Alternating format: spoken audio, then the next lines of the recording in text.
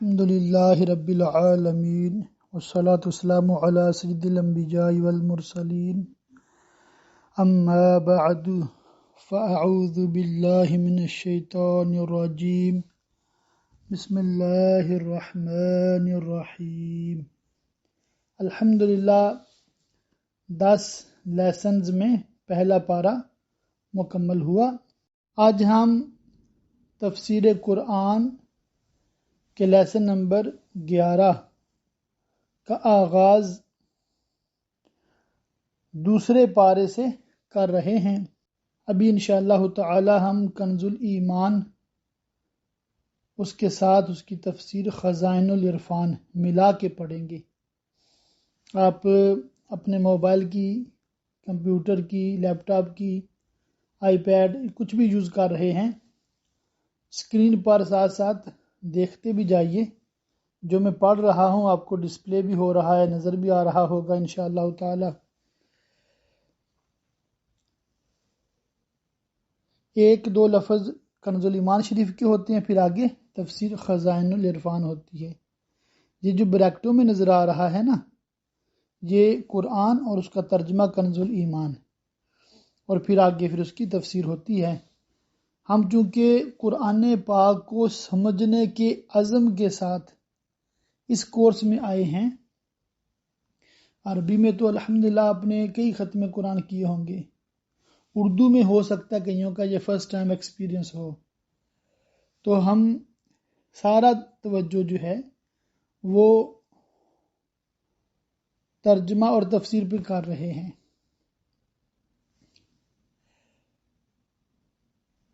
تو آپ اس درس میں مکمل یکسوئی کے ساتھ شریک رہیں انشاءاللہ تعالی۔ ضرورتاً کہیں کہیں میں اپنی طرف سے بھی کچھ باتیں عرض کرتا رہوں گا۔ اب کہیں گے شان نزول، یہ آیت یہود کے حق میں نازل ہوئی جب بجائے بیت المقدس کے کعبہ معظمہ کو قبلہ بنایا گیا، اس پر انہوں نے طعن کیے کیونکہ یہ انہیں ناگوار تھا اور وہ نسخ کے قائل نہ تھے۔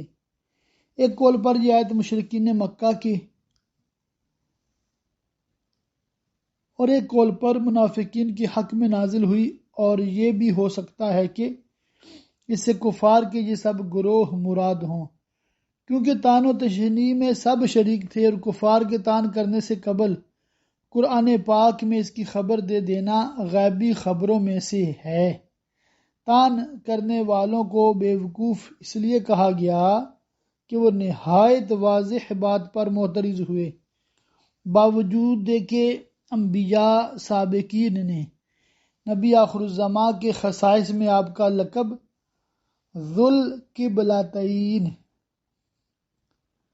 دو قبلوں والا، قبلہ ایک قبلہ، قبلتین دو قبلے، ذوالقبلتین دو قبلوں والا ذکر فرمایا۔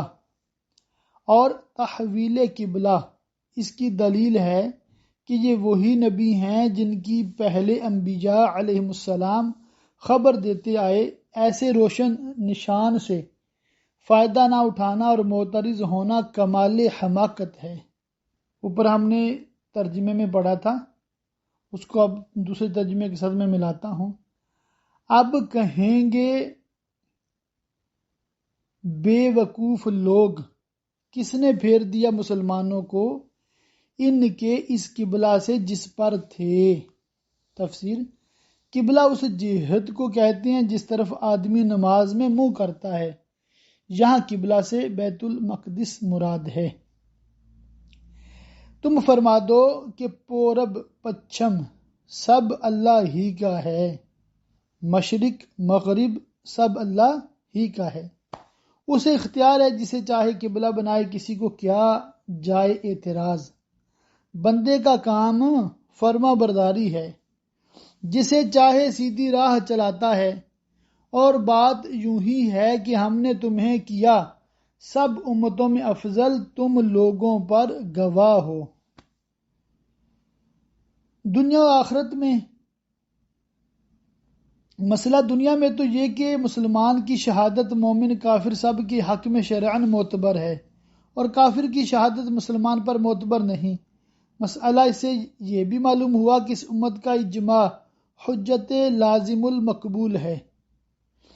مسئلہ اموات کے حق میں بھی اس امت کی شہادت معتبر ہے۔ رحمت و عذاب کے فرشتے اس کے مطابق عمل کرتے ہیں۔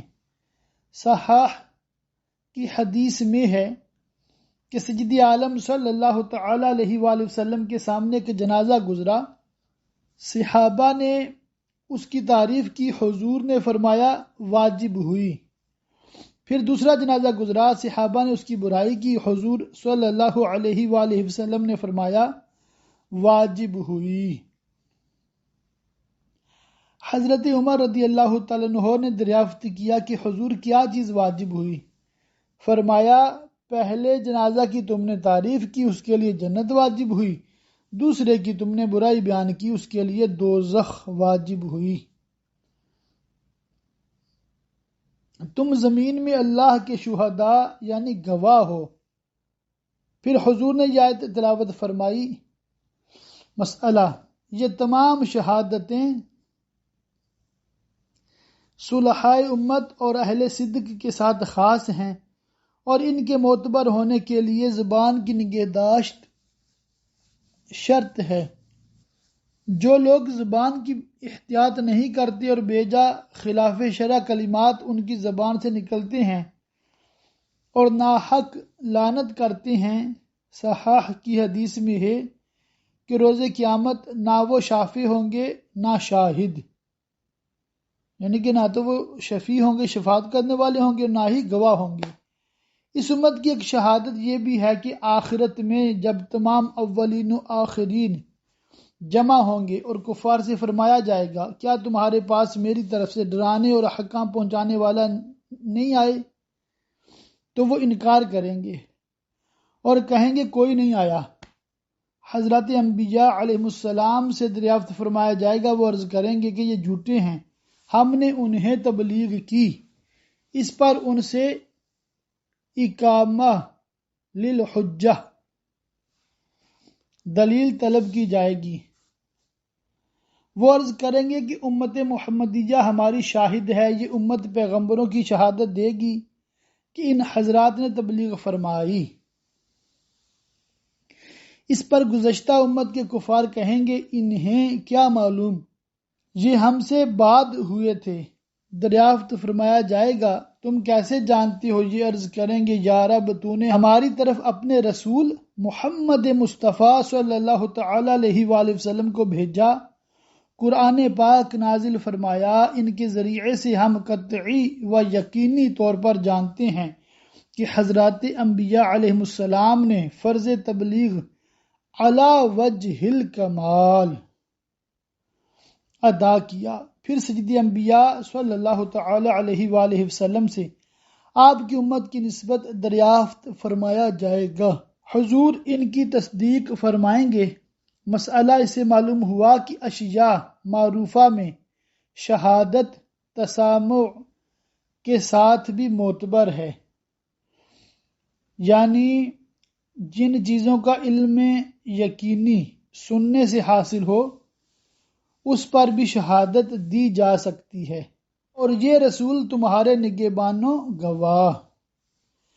امت کو تو رسول اللہ صلی اللہ علیہ وآلہ وسلم کی اطلاع کے ذریعہ سے احوال امم و تبلیغ انبیاء علیہ السلام کا علم قطعی و یقینی حاصل ہے، اور رسول کریم صلی اللہ علیہ وآلہ وسلم بکرم الہی یعنی کہ اللہ کے کرم سے نور نبوت سے ہر شخص کے حال اور اس کی حقیقت ایمان اور اعمال نیک و بد اور اخلاص و نفاق سب پر مطلع ہیں، یعنی نبی کریم صلی اللہ علیہ وآلہ وسلم کو اللہ تعالی نے ہر شخص کے بارے میں علم عطا فرمایا ہے۔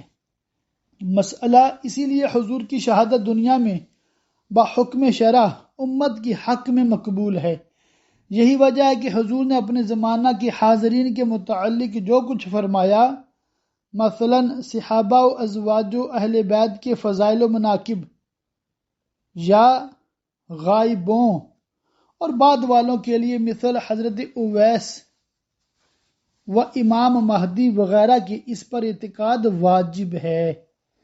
یہاں حضرت اویس سے اویس قرنی مراد ہیں۔ مسئلہ، ہر نبی کو ان کی امت کی اعمال پر مطلع کیا جاتا ہے تاکہ روز قیامت شہادت دے سکیں۔ چونکہ ہمارے نبی کریم صلی اللہ علیہ وآلہ وسلم کی شہادت عام ہوگی، آپ کی شہادت عام ہوگی، اس لیے حضور تمام امتوں کے احوال پر مطلع ہیں۔ فائدہ، یہاں شہید بمعنی مطلع بھی ہو سکتا ہے، کیونکہ شہادت کا لفظ علم و اطلاع کے معنی میں بھی آیا ہے۔ اور اے محبوب، تم پہلے جس قبلہ پر تھے ہم نے وہ اسی لیے مقرر کیا تھا کہ دیکھیں کون رسول کی پیروی کرتا ہے اور کون الٹے پاؤں پھر جاتا ہے۔ سید عالم صلی اللہ تعالی علیہ وآلہ وسلم پہلے کعبہ کی طرف نماز پڑھتے تھے، بعد ہجرت بیت المقدس کی طرف نماز پڑھنے کا حکم ہوا۔ 17 مہینے 17 months، 1 سال 5 ماہ کے قریب اس طرف نماز پڑھی، پھر کعبہ شریف کی طرف منہ کرنے کا حکم ہوا۔ اس تحویل کی ایک یہ حکمت ارشاد ہوئی کہ اس سے مومن و کافر میں فرق و امتیاز ہو جائے گا، چنانچہ ایسا ہی ہوا۔ اور بے شک یہ باری تھی مگر ان پر جنہیں اللہ نے ہدایت کی، اور اللہ کی شان نہیں کہ تمہارا ایمان اکارت کرے۔ شان نزول، بیت المقدس کی طرف نماز پڑھنے کے زمانہ میں جن صحابہ نے وفات پائی، ان کے رشتہ داروں نے تحویل قبلہ کے بعد ان کی نمازوں کا حکم دریافت کیا۔ اس پر یہ آیت کریمہ نازل ہوئی اور اطمینان دلایا گیا کہ ان کی نمازیں ضائع نہیں، ان پر ثواب ملے گا۔ فائدہ، نماز کو ایمان سے تعبیر فرمایا گیا کیونکہ اس کی ادا اور بجماعت پڑھنا دلیل ایمان ہے۔ بے شک اللہ آدمیوں پر بہت مہربان مہر والا ہے۔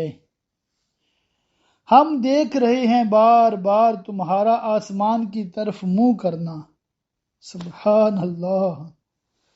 شان نزول، سید عالم صلی اللہ تعالی علیہ وآلہ وسلم کو کعبہ کا قبلہ بنایا جانا پسند خاطر تھا، یعنی دلی طور پہ پسند تھا، اور حضور اس امید میں آسمان کی طرف نظر فرماتے تھے۔ اس پر یہ آیت نازل ہوئی، آپ نماز ہی میں کعبہ کی طرف پھر گئے، مسلمانوں نے بھی آپ کے ساتھ اسی طرف رخ کیا۔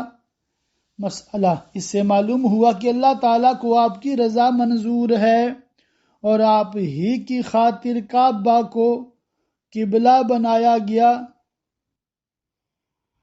خدا کی رضا چاہتے ہیں دو عالم، خدا چاہتا ہے رضائے محمد صلی اللہ علیہ وسلم۔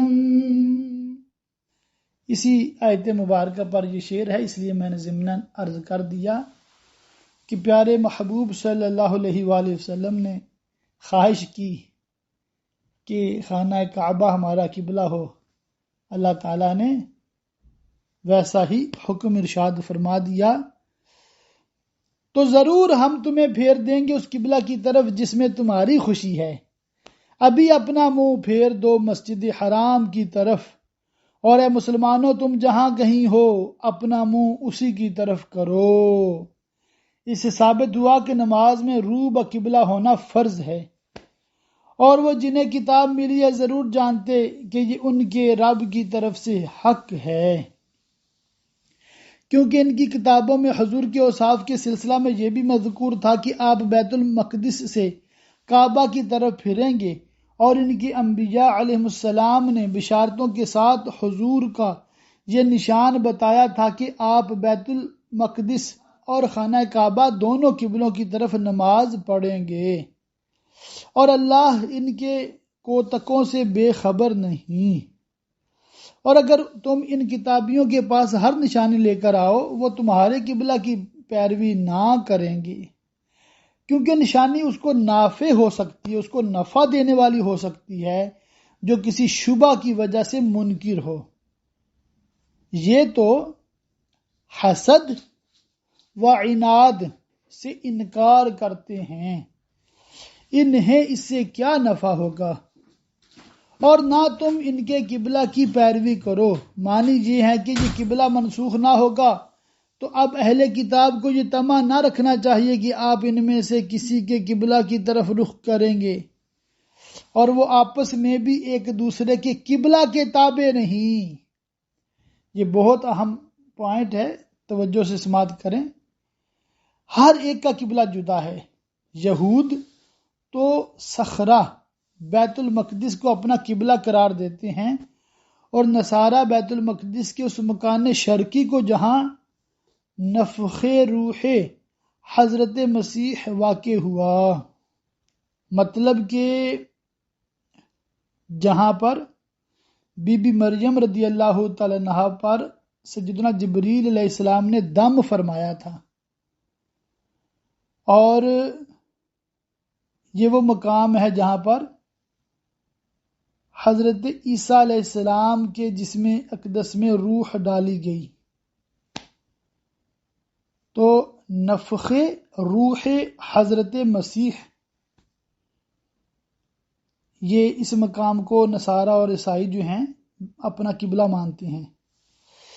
اور اے سننے والے کسے باشد، اگر تو ان کی خواہشوں پر چلا بعد اس کے کہ تجھے علم مل چکا، تو اس وقت تو ضرور ستمگار ہوگا۔ جنہیں ہم نے کتاب عطا فرمائی یعنی علماء یہود و نصارہ، وہ اس نبی کو ایسا پہچانتے ہیں جیسے آدمی اپنے بیٹوں کو پہچانتا ہے۔ مطلب یہ ہے کہ کتب سابقہ میں، پچھلی کتابوں میں، نبی آخر الزمان حضور سید عالم صلی اللہ تعالی علیہ وآلہ وسلم کی اوصاف ایسے واضح اور صاف بیان کیے گئے ہیں جن سے علماء اہل کتاب کو حضور کے خاتم الانبیاء ہونے میں کچھ شک و شبہ باقی نہیں رہ سکتا، اور وہ حضور کے اس منصب عالی کو اتم یقین کے ساتھ جانتے ہیں۔ احبار یہود یعنی یہودیوں کے جو عالم ہوتے ہیں، ان میں سے عبداللہ بن سلام مشرف با اسلام ہوئے تو حضرت عمر رضی اللہ تعالیٰ عنہ نے ان سے دریافت کیا کہ یہ آیا یعرفونہ، اسے پہچانتے ہیں، میں جو معرفت بیان کی گئی ہے اس کی کیا شان ہے، کیا اس کا کیا مطلب ہے، یہودی اس سے کیا مراد لیتے ہیں؟ انہوں نے فرمایا کہ اے عمر، میں نے حضور صلی اللہ تعالی علیہ وآلہ وسلم کو دیکھا تو بے اشتباہ پہچان لیا، اور میرا حضور کو پہچاننا اپنے بیٹوں کے پہچاننے سے بدرجہ زیادہ اتم و اکمل ہے۔ حضرت عمر رضی اللہ تعالیٰ عنہ نے فرمایا یہ کیسے؟ انہوں نے کہا میں گواہی دیتا ہوں کہ حضور اللہ کی طرف سے اس کے بھیجے رسول ہیں، ان کی اوصاف اللہ تعالیٰ نے ہماری کتاب تورات میں بیان فرمائے ہیں۔ بیٹے کی طرف سے ایسا یقین کس طرح ہو، عورتوں کا حال ایسا قطعی کس طرح معلوم ہو سکتا ہے؟ حضرت عمر رضی اللہ تعالیٰ عنہ نے ان کا سر چوم لیا۔ سبحان اللہ، سبحان اللہ۔ مسئلہ، اس سے معلوم ہوا کہ غیر محل شہوت میں دینی محبت سے پیشانی چومنا جائز ہے، اور بے شک ان میں ایک گروہ جان بوجھ کر حق چھپاتے ہیں، یعنی تورات و انجیل میں جو حضور کی نعت و صفت ہے، علماء اہل کتاب کا ایک گروہ اس کو حسدن، حسد کی وجہ سے، و عنادن، دشمنی کی وجہ سے، دیدہ و دانستہ، جانتے بوجھتے ہوئے چھپاتا ہے۔ مسئلہ، حق کا چھپانا معصیت و گناہ ہے، یہ حق ہے تیرے رب کی طرف سے، یا حق وہی ہے جو تیرے رب کی طرف سے ہو، تو خبردار تو شک نہ کرنا۔ اور ہر ایک کے لیے توجہ کی ایک سمت ہے کہ وہ اسی کی طرف منہ کرتا ہے، تو یہ چاہو کہ نیکیوں میں اوروں سے آگے نکل جائیں۔ تم کہیں ہو، اللہ تم سب کو اکٹھا لے آئے گا، روز قیامت سب کو جمع فرمائے گا اور اعمال کی جزا دے گا۔ بے شک اللہ جو چاہے کرے۔ جہاں سے آؤ یعنی خواہ کسی شہر سے سفر کے لیے نکلو، نماز میں اپنا منہ مسجد حرام یعنی کعبہ کی طرف کرو، اپنا منہ مسجد حرام کی طرف کرو، اور وہ ضرور تمہارے رب کی طرف سے حق ہے، اور اللہ تمہارے کاموں سے غافل نہیں۔ اور اے محبوب تم جہاں سے آؤ اپنا منہ مسجد حرام کی طرف کرو، اور اے مسلمانوں تم جہاں کہیں ہو اپنا منہ اسی کی طرف کرو کہ لوگوں کو تم پر کوئی حجت نہ رہے، اور کفار کو یہ تان کرنے کا موقع نہ ملے کہ انہوں نے قریش کی مخالفت میں حضرت ابراہیم و اسماعیل علیہ السلام کا قبلہ بھی چھوڑ دیا، باوجود یہ کہ نبی کریم صلی اللہ تعالی علیہ وآلہ وسلم کی اولاد میں ہیں اور ان کی عظمت و بزرگی مانتے بھی ہیں، مگر جو ان میں ناانصافی کریں اور براہ اناد بے جا اعتراض کریں تو ان سے نہ ڈرو اور مجھ سے ڈرو، اور یہ اس لیے ہے کہ میں اپنی نعمت تم پر پوری کروں اور کسی طرح تم ہدایت پاؤ، جیسے کہ ہم نے تم میں بھیجا ایک رسول تم میں سے، یعنی سید عالم محمد مصطفیٰ صلی اللہ تعالی علیہ وآلہ وسلم، کہ تم پر ہماری آیتیں تلاوت فرماتا ہے اور تمہیں پاک کرتا ہے نجاست شرک و ذنوب سے، یعنی کہ شرک کی نجاست اور گناہوں کی نجاست سے، اور کتاب اور پختہ علم سکھاتا ہے۔ حکمت سے مفسرین نے فقہ مراد لی ہے، فقہ، اور تمہیں وہ تعلیم فرماتا ہے جس کا تمہیں علم نہ تھا، تو میری یاد کرو میں تمہارا چرچا کروں گا، فاذکرونی اذکرکم، تو میری یاد کرو میں تمہارا چرچا کروں گا۔ ذکر تین طرح کا ہوتا ہے، نمبر 1 لسانی، نمبر 2 قلبی، نمبر 3 بالجوارح۔ ذکر لسانی تسبیح، تقدیس، ثنا وغیرہ بیان کرنا ہے، خطبہ، توبہ، استغفار، دعا وغیرہ اس میں داخل ہیں، لسان کہتے ہیں زبان کو۔ ذکر قلبی، قلب کہتے ہیں دل کو، اللہ تعالیٰ کی نعمتوں کا یاد کرنا، اس کی عظمت و کبریائی اور اس کے دلائل قدرت میں غور کرنا، علماء کا استنباط مسائل میں غور کرنا بھی اسی میں داخل ہے۔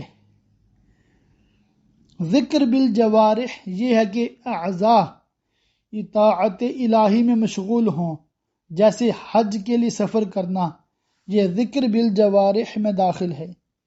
نماز تینوں قسم کے ذکر پر مشتمل ہے، تسبیح و تکبیر و ثنا و قراءت تو ذکر لسانی ہے، اور خشوع و خضوع، اخلاص ذکر قلبی، اور قیام، رکوع و سجود وغیرہ ذکر بالجوارح۔ ابن عباس رضی اللہ تعالیٰ عنہما نے فرمایا، اللہ تعالیٰ فرماتا ہے تم طاعت بجا لا کر مجھے یاد کرو، میں تمہیں اپنی امداد کے ساتھ یاد کروں گا۔ صحیحین کی حدیث میں ہے کہ اللہ تعالیٰ فرماتا ہے کہ اگر بندہ مجھے تنہائی میں یاد کرتا ہے تو میں بھی اس کو ایسے ہی یاد فرماتا ہوں، اور اگر وہ مجھے جماعت میں یاد کرتا ہے تو میں اس کو اس سے بہتر جماعت میں یاد کرتا ہوں۔ قرآن و حدیث میں ذکر کے بہت فضائل وارد ہیں، اور یہ ہر طرح کے ذکر کو شامل ہیں، ذکر بالجہر کو بھی اور بالاخفاء کو بھی، یعنی بلند آواز سے ذکر کیا جائے یا آہستہ۔ اور میرا حق مانو اور میری ناشکری نہ کرو، اے ایمان والو صبر اور نماز سے مدد چاہو۔ حدیث شریف میں ہے کہ سید عالم صلی اللہ تعالی علیہ وآلہ وسلم کو جب کوئی سخت مہم پیش آتی نماز میں مشغول ہو جاتے، اور نماز سے مدد چاہنے میں نماز استسقاء و صلاۃ حاجت داخل ہیں۔ بے شک اللہ صابروں کے ساتھ ہے اور جو خدا کی راہ میں مارے جائیں انہیں مردہ نہ کہو۔ شان نزول، یہ آیت شہدائے بدر کے حق میں نازل ہوئی۔ لوگ شہداء کی حق میں کہتے تھے کہ فلاں کا انتقال ہو گیا، وہ دنیاوی آسائش سے محروم ہو گیا، ان کی حق میں یہ آیت نازل ہوئی۔ بلکہ وہ زندہ ہیں، ہاں تمہیں خبر نہیں۔ موت کے بعد ہی اللہ تعالیٰ شہداء کو حیات عطا فرماتا ہے، ان کی ارواح پر رزق پیش کیے جاتے ہیں، انہیں راحتیں دی جاتی ہیں، ان کے عمل جاری رہتے ہیں، اجر و ثواب بڑھتا رہتا ہے۔ حدیث شریف میں ہے کہ شہداء کی روحیں سبز پرندوں کے قالب میں جنت کی سیر کرتی اور وہاں کے میوے اور نعمتیں کھاتی ہیں۔ مسئلہ، اللہ تعالیٰ کے فرما بردار بندوں کو قبر میں جنتی نعمتیں ملتی ہیں۔ شہید وہ مسلمان مکلف ظاہر ہے جو تیز ہتھیار سے ظلماً مارا گیا ہو اور اس کے قتل سے مال بھی واجب نہ ہوا ہو، یا مارکہ جنگ میں مردہ یا زخمی پایا گیا اور اس نے کچھ آسائش نہ پائی، اس پر دنیا میں یہ حکام ہے کہ نہ اس کو غسل دیا جائے، نہ کفن، اپنے کپڑوں میں ہی رکھا جائے، اسی طرح اس پر نماز پڑھی جائے، اسی حالت میں دفن کیا جائے۔ آخرت میں شہید کا بڑا رتبہ ہے۔ بعض شہداء وہ ہیں کہ ان پر دنیا کے یہ احکام تو جاری نہیں ہوتے، لیکن آخرت میں ان کے لیے شہادت کا درجہ ہے، جیسے ڈوب کر یا جل کر یا دیوار کے نیچے دب کر مرنے والا، طلب علم، سفر حج، غرض راہ خدا میں مرنے والا، اور نفاس میں مرنے والی عورت، اور پیٹ کے مرض اور طاعون اور ذات الجنب، اور سل میں اور جمعہ کے روز مرنے والے وغیرہ۔ یعنی جو طلب علم میں مرتا ہے، دیوار کے نیچے دب کر مرتا ہے، تو یہ بھی شہید ہیں، مگر ان کے حکام تھوڑے الگ ہیں۔ ان کو عام بندوں کی طرح غسل بھی دیا جائے گا، کفن بھی پہنایا جائے گا اور سارے معاملات ہوں گے۔ مگر جو صحیح شہید ہے، جنگ میں جیسے شہید ہوتے ہیں، تو ان کا وہی کپڑا ہوگا، ان کو غسل بھی نہیں دیا جائے گا، ہاں جنازہ پڑھ کے دفن کیا جائے گا۔ تو یہ فرق ہے۔ اور ضرور ہم تمہیں آزمائیں گے کچھ ڈر اور بھوک سے۔ آزمائش سے فرما بردار و نافرمان کی حال کا ظاہر کرنا مراد ہے، اور کچھ مالوں اور جانوں اور پھلوں کی کمی سے۔ امام شافعی علیہ رحمٰ نے اس آیت کی تفسیر میں فرمایا کہ خوف سے اللہ کا ڈر، بھوک سے رمضان کے روزے، مالوں کی کمی سے زکوٰۃ و صدقات دینا، جانوں کی کمی سے امراض کے ذریعہ موتیں ہونا، پھلوں کی کمی سے اولاد کی موت مراد ہے، اس لیے کہ اولاد دل کا پھل ہوتی ہے۔ حدیث شریف میں ہے، سید عالم صلی اللہ علیہ وآلہ وسلم نے فرمایا، جب کسی بندے کا بچہ مرتا ہے، اللہ تعالیٰ ملائکہ سے فرماتا ہے، تم نے میرے بندے کے بچے کی روح قبض کی؟ وہ عرض کرتے ہیں کہ ہاں یا رب۔ پھر فرماتا ہے، تم نے اس کے دل کا پھل لے لیا؟ عرض کرتے ہیں ہاں یا رب۔ فرماتا ہے، اس پر میرے بندے نے کیا کہا؟ عرض کرتے ہیں، اس نے تیری حمد کی اور انا للہ وَإِنَّا إِلَيْهِ رَاجِعُونَ پڑھا۔ فرماتا ہے، اس کے لیے جنت میں مکان بناؤ اور اس کا نام بیت الحمد رکھو۔ حکمت، مصیبت کے پیش آنے سے قبل خبر دینے میں کئی حکمتیں ہیں۔ ایک تو یہ کہ اس سے آدمی کو وقت مصیبت صبر آسان ہو جاتا ہے۔ ایک یہ کہ جب کافر دیکھیں کہ مسلمان بلا و مصیبت کے وقت صابر و شاکر اور استقلال کے ساتھ اپنے دین پر قائم رہتا ہے، تو انہیں دین کی خوبی معلوم ہو اور اس کی طرف رغبت ہو۔ ایک یہ کہ آنے والی مصیبت کی قبل وقوع اطلاع غیبی خبر اور نبی کریم صلی اللہ تعالی علیہ وآلہ وسلم کا معجزہ ہے۔ ایک حکمت یہ کہ منافقین کے قدم ابتلاء کی خبر سے اکھڑ جائیں اور مومن و منافق میں امتیاز ہو جائے، اور خوشخبری سنا ان صبر والوں کو کہ جب ان پر کوئی مصیبت پڑے تو کہیں ہم اللہ کے مال ہیں اور ہم کو اسی کی طرف پھرنا۔ حدیث شریف میں ہے کہ وقت مصیبت کہ انا للہ و انا الیہ راجعون پڑھنا رحمت الہی کا سبب ہوتا ہے۔ یہ بھی حدیث میں ہے کہ مومن کی تکلیف کو اللہ تعالی کفارہ گناہ بناتا ہے۔